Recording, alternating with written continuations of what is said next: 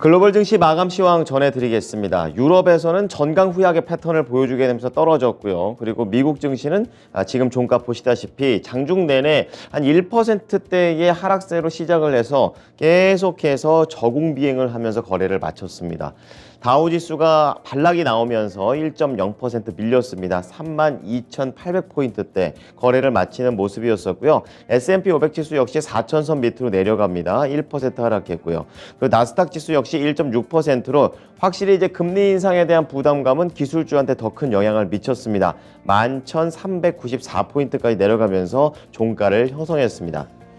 자, 이어서 섹터와 업종별 흐름 보겠습니다. 자, 이날 평균 1% 하락하는 흐름이었습니다. 딱 보시기에도 하락한 섹터가 압도적으로 많았던 하루가 되겠습니다. 그리고 그동안에 상승폭이 좀 나왔었던 그런 섹터에서도 차익 매물이 나왔다라고 좀 말씀을 드렸었는데요. 대표적으로 뭐 IT라든지 이런 서비스 쪽 성장주 중심에서 좀 많이 밀리는 모습이었었고요. 그리고 소재와 금융이 그나마 좀 선방을 했었고요. 그리고 마지막으로 이 부동산 같은 경우에는 금리 인상에 대한 이런 악영향을 그대로 받게 되면서 1.8% 하락하면서 이날 부진한 모습을 보여줬습니다. 자, 이어서 종목으로 넘어가 보겠습니다. 우선 성장주들의 흐름이 안 좋게 나왔습니다. 이 위쪽에 포진되어 있고 거의 다 빨간불을 켜면서 다 하락을 했습니다. 자, 그런 가운데 이제 달러 강세에다 금리도 급등을 하게 되면서 대형 기술주들이 부진했었는데요. 마이크로소프트와 애플, 구글의 몰사 알파벳, 메타 플랫폼스, 아마존 다 1에서 2%대의 하락세가 나왔습니다. 1월 달에 상승세를 좀 되돌리고 있다라는 그런 평가를 받았고요. 그리고 반도체도 그 비슷한 내용 속에서 하락을 했습니다. 급등했었던 엔비디아가 1%대로 약간의 상승 부분을 좀 내놓는 모습이고요. 마이크론 테크놀로지가 0.9, 그리고 장비 쪽에서는 어플라이드 머티리얼즈가 1.4% 하락하게 되면서 이날은 반도체 관련된 종목들 상승한 종목은 없게 됐습니다. 자, 그런 가운데 이제 유독 또 하락이 좀 컸었거나 또는 차별화 장세가 많이 나왔던 게 IT 소프트웨어 쪽이 되겠습니다. 왼쪽에 마이크로소프트 옆에 있는 어도비가 7% 급락을 했었는데요. 어도비 같은 경우에는 디자인 관리 툴 업체를 인수한다라는 내용, 결국에 자금이 나가는 거에 대한 부담이 있었었고요. 거기에다가 독점 금지법과 관련된 위반 혐의 소송이 좀 걸리게 되면서 개별 악재로 더 크게 밀려 내려갔습니다. 그리고 오토데스크, 이 중간에 있는 종목이 되겠는데요. 12%나 급락했습니다. 실적이 좋았지만 전망이 안 좋다라는 그런 발표 속에서 하락을 했고요. 그런 가운데 인투이트 정도만 소프트웨어에서 상승한 흐름입니다. 예상을 상회하는 실적에 홀로 올라가면서 1.9% 상승했습니다. 자, 밑으로 내려가 보시면은 금리 상승에 대한 그런 내용 속에서 금융주들은 비교적 선방하는 모습이었습니다. 대형 은행주 그리고 중소형 은행주 모두 다 상승한 종목이 조금 더 우세한 모습이 되겠는데요. 자, 뱅크 오브 아메리카 그리고 웰스파고 한 0.9%대의 상승 흐름을 보여줬고요. 반면에 뱅크 오브 아메리카나 시티은행은 약세로 거래를 마쳤습니다. 자, 그리고 이 지방은행들 역시 TFC 인터내셔널이라든지 FNC 코퍼레이션 이런 종목들은 올라가고 US 뱅코프는 약보합에서 거래를 마치면서 이날 하락하더라도 은행주들은 크게 밀리지는 않았습니다. 자, 그런 가운데 중간으로 오시게 되면 헬스케어 관련된 종목들이 있습니다. 대부분의 종목들이 하락을 했습니다. 이제 그런 가운데 시장 지수의 하락 정도로 하락을 했다고 보면 되겠고요. 그 와중에 개별적인 악재가 있으면 더 크게 밀렸습니다. 그러니까 투자 심리가 그닥 좋지는 않았고요. 모더나 같은 경우에는 이날 5.6% 하락했습니다. 실적이 부진했었는데 그 내용을 자세하게 보면은 모더나가 개발하고 있는 이 코로나 백신에 대한 수요가 계속해서 떨어지고 있다는 것이 앞으로 회사의 미래를 좀 어둡게 했다라는 그런 평가 속에서 크게 밀렸습니다. 자, 오른쪽으로 와보시면은 이제 이렇게 소비재 관련된 종목들이 나열이 되어 있는데요. 필수 소비재인 월마트나 타겟, 달러제네럴, 코스트코 이런 종목들은 대부분 보합권에서 등락하거나 크게 밀리지 않는 선방하는 모습을 보여줬었고요. 이날 다른 소비주 쪽에서는 이 외식 업체들이 특히 낙폭이 컸습니다. 맥도널드, 그리고 스타벅스 1% 중반의 하락세를 보였고요.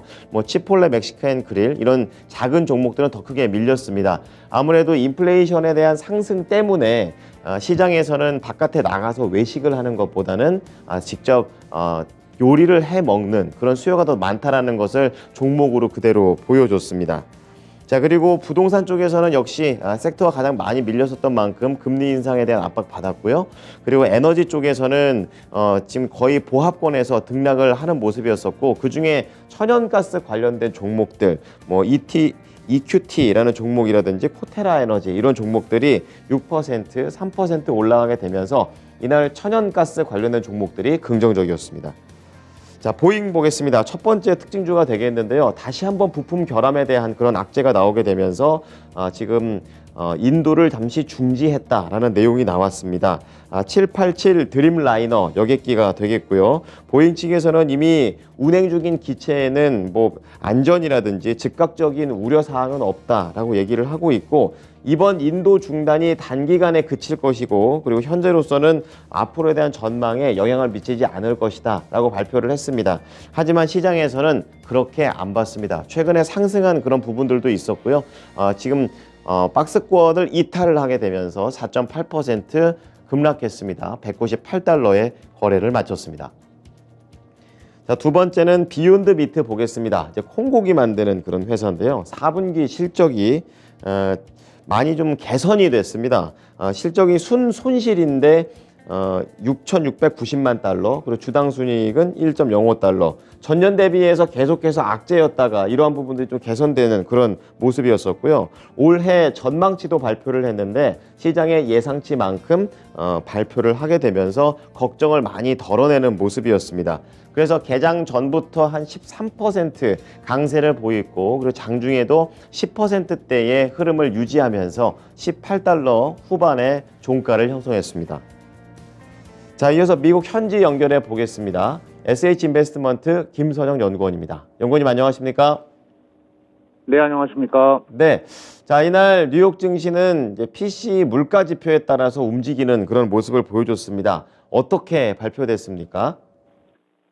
예, 연방준비제도가 선호하는 1월 PCE 물가 지표가 7개월 만에 상승세로 돌아섰다는 뉴스로 지난 금요일 뉴욕 증시는 3대 지수가 모두 1에서 1.7%의 급락으로 거래를 마쳤고, 지난 한 주간 다우지수는 3%, S&P 500은 2.7, 나스닥 지수는 3.3% 하락하는 등 3대 지수의 주간 하락률은 올 들어 최대였습니다. 연준의 최종 금리가 5.25에서 5.5%를 넘어 6%에 이를 수 있다는 주장이 나오는 등 연준발 고강도 긴축 장기화 우려가 확산된 점이 투자 심리를 위축시켰던 하루였는데요. 상무부에 따르면 변동성이 큰 에너지와 식료품을 제외한 올해 1월 근원 개인 소비 지출 가격 지수는 지난해 같은 기간보다 4.7% 올라 예상치였던 4.4%와 전달의 4.6%를 상회한 것이었으며, 전달 대비 상승률은 0.6%를 기록하면서 예상치였던 0.5%를 웃돌았는데요. 이것은 1월 근원 인플레이션이 다시 반등세로 돌아섰음을 의미하며, 에너지와 식료품 가격을 포함한 1월 PCE 가격 지수 역시 지난해 같은 기간보다 5.4%가 상승해 전달의 5.3%보다 오름폭을 확대했으며, 상승폭이 이같이 오른 것은 7개월 만에 처음으로 전달 대비로도 0.6%가 오르면서 전월치인 0.2% 상승에 비해 상승폭이 가팔라진 모습이었습니다.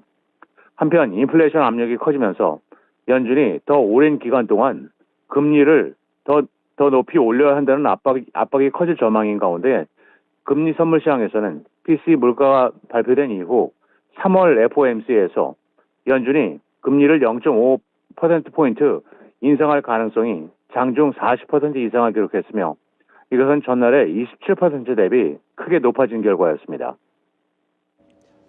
네, 계속해서 이 물가 지표에 따라서 매파적인 움직임을 걱정하는 그런 시장의 흐름이었습니다. 자, 그런 가운데 이슈를 좀 넘어가 보게 되면요. 시장에서도 이제 기업들에 대한 실적 우려를 좀 표명을 하고 있는 모습인데요. 내용이 어땠습니까? 예, 그렇습니다. 약한 성장과 비용 압박, 그리고 경기 침체가 수익 감소의 가장 강력한 요인이 될 것이라면서 올해 기업들의 실적이 2000년 이후 최대로 악화될 것이라고 증권사 UBS가 경고하고 있습니다. UBS는 S&P 500의 주당 순이익이 12.5% 늘어날 것이라는 기존 기대치는 하향 조정될 것이라면서 연착륙 시나리오에서는 12% 이상의 EPS 성장률은 매우 높은 기준이라며 약한 성장과 비용 압박 속에서 하키 스틱 형태의 전망으로 추가 하향 조정을 예상한다며 경기 침체 위험이 더 큰 수익 감소의 궁극적인 동력이라고 지적하면서 결국 증시가 올해 견조한 출발을 보였지만 경제가 침체에 빠지지 않고 둔화되는 연착륙 형태로 관리될 것이라는 희망도 투자자들 사이에서 약해지고 있다는 것으로 올해 2분기와 4분기 사이에 미국의 경제가 침체에 접어들 것으로 예상하면서 S&P 500의 EPS가 약 11%가 감소한 연간 기준 198달러에 이를 것이라면서 1분기 예상치는 연간 기준으로 211달러에 달해 2021년 1분기보다는 약간 높은 수준일 것으로 예상하면서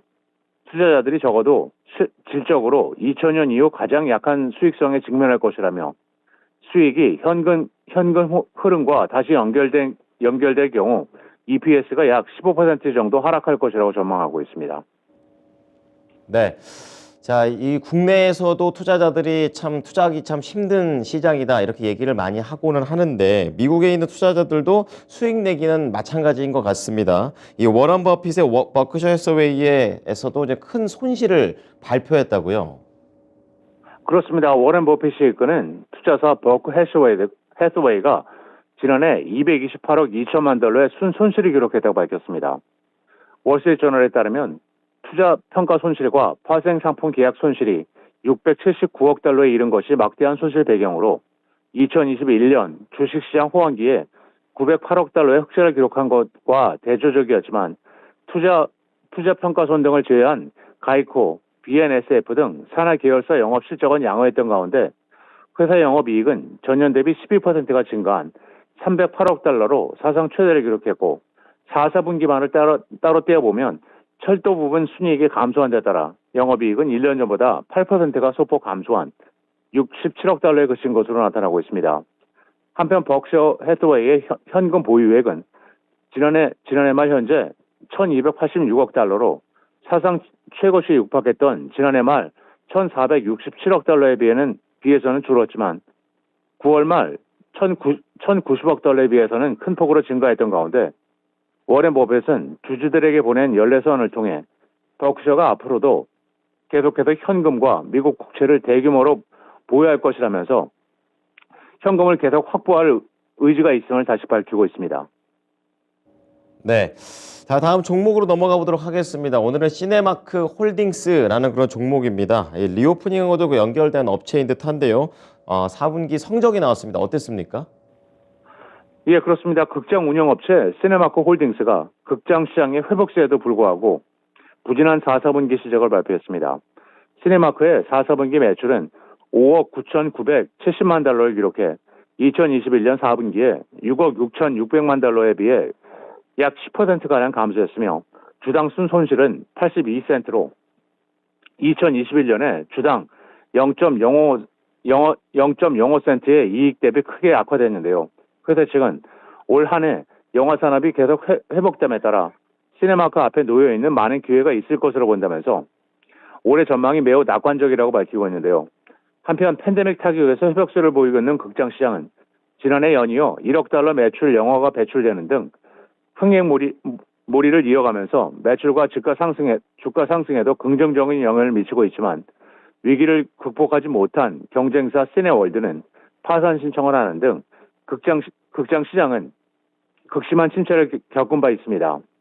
지난 금요일 시네마크의 주가는 1.3%가 소폭 상승한 13달러 27센트의 거래를 마쳤습니다. 네. 자, 극장 체인 업체에 관련된 그런 내용을 좀 알아봤습니다. 이어서 내일 예정된 경제 지표하고 실적 발표될 기업들은 어떤 게 있습니까? 예, 마지막으로 내일은 연방 상무부의 1월 내구재 주문, 부동산 중개인 협회의 1월 잠정 주택 판매량이 발표되며 워크데이, 유니버설 헬스, 랜딩트리, 그룹폰, 줌 비디오, 리오토, 제임스 리버 그룹, 옥시덴탈 페트롤리움, 피너클 웨스트, 피스커 잉크, 레인지 리소시스, 달링 인그리디언스, 그리고 오크 스트리트 헬스가 지난 분기 실적을 발표하게 됩니다. 네, 지금까지 SH인베스트먼트 김선영 연구원이었습니다. 잘 들었습니다. 네, 감사합니다. 네, 이어서 유럽 시장으로 넘어가 보겠습니다. 유럽 시장은 전강후약의 패턴을 보이면서 종가를 형성하는 모습이었습니다. 모두 다 오후장에 반락하는 그런 모습이었었고요. 이날 유럽 내에서는 여러 가지 경제 지표들이 발표됐었습니다. 우선은 부진하게 나왔던 지표는 독일이었습니다. 4분기 국내 총생산, 그러니까 GDP가 전분기 대비 0.4% 하락한 것으로 나타났는데요. 이제 먼저 발표됐었던 예상치가 마이너스 0.2%였었는데 이것보다 조금 더 부진한 그런 흐름이 나와줬고요. 시장의 전망치는 오히려 1.1% 늘어날 거라고 생각했었는데 오히려 반대로 나오는 부진한 내용이었습니다. 그렇다 보니까 하락을 하는 모습이었었고요. 시장에서는 이번 GDP와 관련해 가지고 독일 경제가 강한 반등을 이뤄내기는 쉽지 않다 이렇게 얘기를 하면서 경기에 대한 회복력을 축하하는 것은 다소 시기상조다라는 내용까지 얘기했습니다. 그러면서 좀 하락하는 부분이 나왔지만 결국에 크게 더 밀리지 않았던 것은 긍정적인 지표도 후반에 나왔기 때문인데요. 우선 독일의 3월 소비자 신뢰지수 그리고 영국의 2월 소비자 신뢰지수 모두 다 전달보다는 개선된 움직임을 보이게 되면서 소비 심리는 일부 개선된 것이 이날 지수의 하단을 방어해주는 흐름이었습니다. 자, 이어서 상품 시장 넘어가 보겠습니다. 유가가 이제 상승을 하는 모습입니다. 2거래일째 올라가는데요.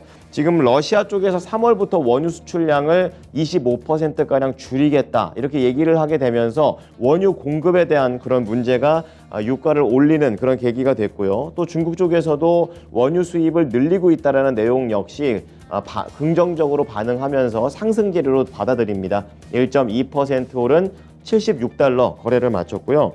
불일 가격은 앞서 연준에서 금리 인상에 대한 그런 내용들이 나오다 보니까 가능성이 제기되다 보니까 달러 강세가 나왔고 그리고 긴축에 대한 우려로 하락합니다. 2.3% 상당히 세게 내려갔고요. 9,000달러를 하회하고는 그 위로 회복되는 모습이 나오지 않습니다. 그리고 불일 가격도 0.5% 밀리면서 연 저점 수준까지 내려가 있습니다. 1,817달러. 그리고 마지막으로 10년물 국채금리는 6.6bp 올라가면서 다시 한번 3.9까지 올라가고 있고요. 특히 이날 연준의 금리 인상에 대한 가능성도 좀 언급이 되면서 장 초반에는 2년물이 주도적으로 상승하는 흐름도 연출됐었습니다. 지금까지 글로벌 증시 마감 시황이었습니다.